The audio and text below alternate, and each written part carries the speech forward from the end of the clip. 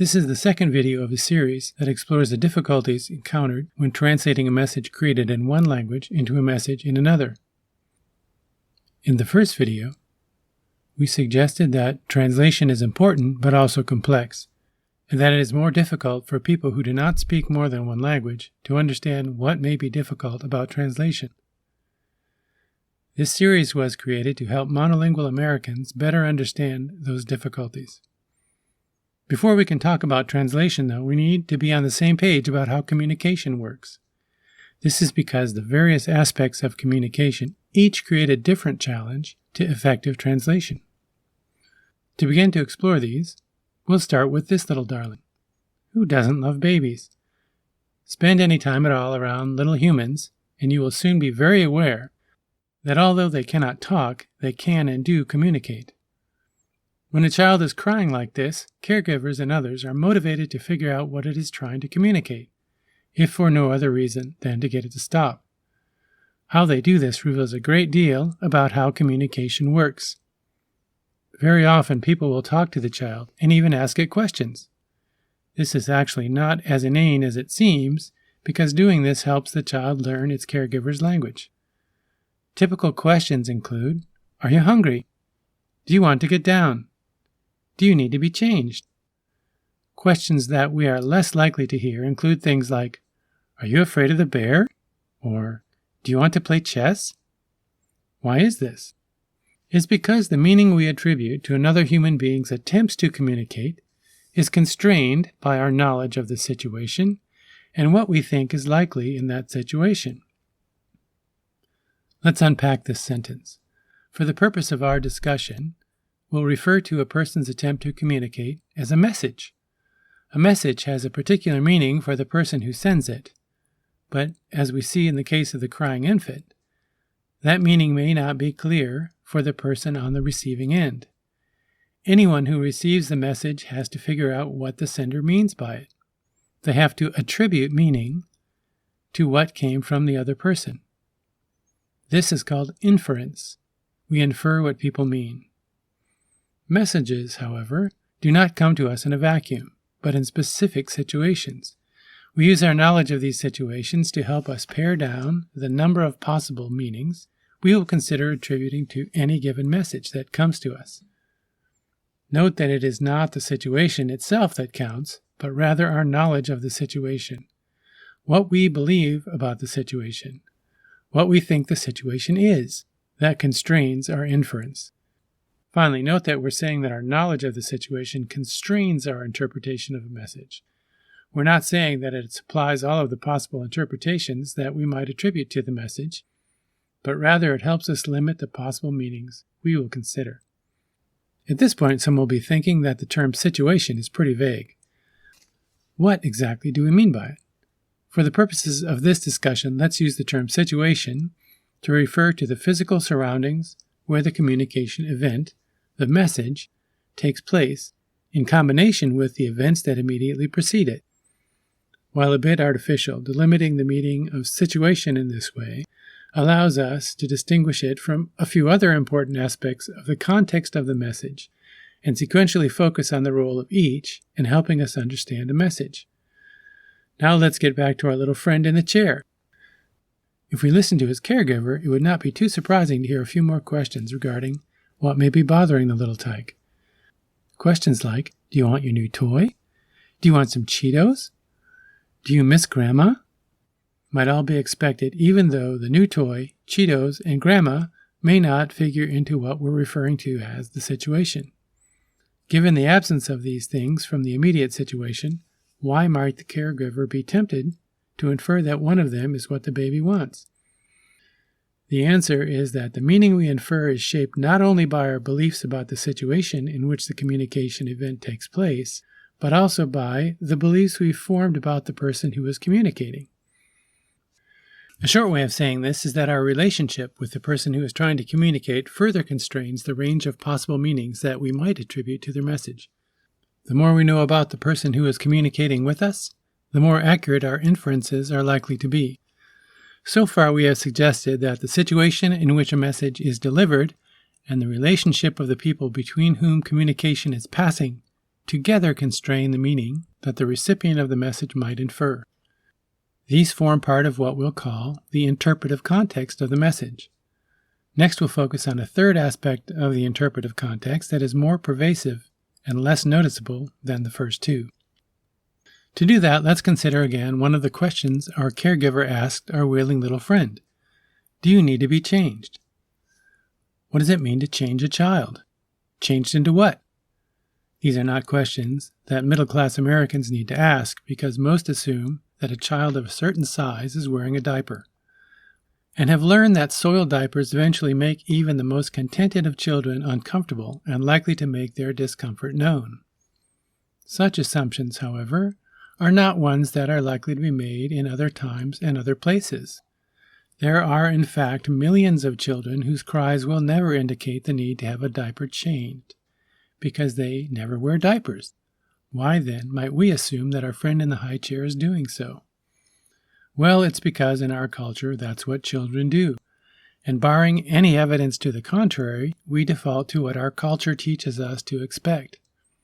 In this case, this expectation is reinforced by the fact that the child is sitting in a high chair, an artifact that is also highly typical of baby-rearing practices in our culture. Diapers and high chairs are only two of a vast array of other objects and practices that our culture has taught us to associate with babies. And even if we know very little about the immediate situation and have never met the child in question before, these assumptions and expectations greatly influence the meaning we are likely to attribute to our little friend's message.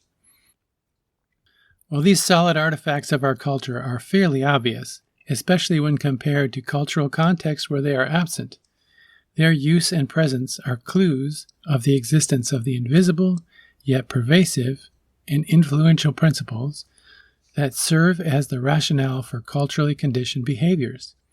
Sometimes we can find out what these principles are by asking about the reasons that the artifacts are used as they are. For example, the high chair. Why is the child there? Using a high chair is certainly not the only way to feed a baby. What cultural values might this practice reflect? For answers, let's turn to that most respected of authorities in America, the Internet. Note that what is said here reflects some pretty traditional middle-class American values: cleanliness, safety, ease, and comfort. Also explicitly mentioned are two practices that are completely taken for granted. First, that at some point the caregiver will make the decision to start feeding the child solid food. And second, that this will be done with a spoon. Equally interesting is what does not get explicitly stated. Among the assumptions that are so foundationally part of our culture that they do not even need to be mentioned are that, at least when children are babies, they will join the nuclear family at the dinner table, which will be located inside their house. These assumptions are by no means universal, as practices vary widely across the globe. Most cultures do not use high chairs, or indeed much of the rest of the baby-related paraphernalia that our culture takes for granted. Often even more surprising to us is who is expected to eat where and with whom. Note that in the situation pictured here, a child's cry at dinner time would not likely be interpreted as a request to get down or to have her diaper changed. The interpretive context does not suggest such inferences. While far more difficult to come to grips with than the situational and relational aspect of the interpretive context of a message, culture is sometimes the most important factor in understanding how to interpret what someone is saying. Culture is like a mental map we share with the people who share our history and experience. It tells us how the things and people we encounter relate to each other, what words and actions can mean in the situations we encounter, how power and resources are allocated, what is normal, what is expected, what is dangerous, what is deviant, and how deviance should be handled, how we can be safe and significant, and why things are like they are. Culture, then, is the third facet of the interpretive context, within which we infer the meaning of the messages we get from other people. As you've been listening, it is possible that the distinction we are making between situation, relationship, and culture will have begun to feel a bit contrived. Culture, after all, greatly influences what will be found in any situation. And likewise, the things that people encounter in their world greatly influence how culture develops. Similarly, the nature of the relationships between people in a communication situation is greatly influenced by the culture they come from. It is good to keep in mind that none of these aspects of context exist in isolation from the others. However, focusing on them separately does help us better come to grips with what is happening as we communicate.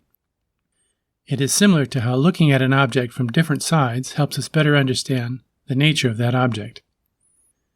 There's a fourth dimension to communicative context that we need to briefly consider, so we'll ask our little friend to cry from his chair just a little while longer. Other questions a caregiver might ask include, are you getting sick? Are demons bothering you? You really are a Capricorn, aren't you? This time around, the questions are not motivated by something in the situation, an aspect of the relationship, or by something specific to the culture, but by fundamental beliefs about how the world works. These beliefs are part of what is often referred to as a person's worldview. Our worldview includes our beliefs about what is real and what is not, how reality is structured, the origin of everything, the purpose of everything, where history is headed, what happens when we die, what goals are worthwhile, and how we should try to attain them. Worldview is like culture in that it structures our motivations and perceptions, and it is quite possible to have one and not be aware of it. Also like culture, if we are not conscious of the fact that other worldviews exist, we will have a much more difficult time understanding the words and actions of people whose worldview is different to ours. There is often considerable overlap between culture and worldview, in that people from the same culture tend to share a similar worldview. It is not uncommon, however, to find people who share a culture but have differing worldviews. In these cases, people will usually be aware of the other worldviews within their culture and will tend to frame their own worldview in terms that contrast with the others, especially that of the majority. For example, people who share prototypical middle-class American culture routinely differ on worldview issues such as the existence of God or what happens to people when they die. Note, however, that when people in our culture debate the existence of God, the God whose existence they differ about is generally the completely unique creator of everything, as described in the Judeo-Christian tradition. We are typically not considering the existence of gods like Ganesh or Zeus, who are each part of a pantheon and quite limited in power and knowledge. Similarly, the debate around what happens after death is usually a discussion of whether people move on to a state of eternal bliss or punishment, or simply cease to exist. Very seldom is the debate framed around the question of whether people will be reborn as another human being, and certainly not what caste they will be, as it is when the majority worldview includes belief in reincarnation, and the dominant culture divides the population into castes.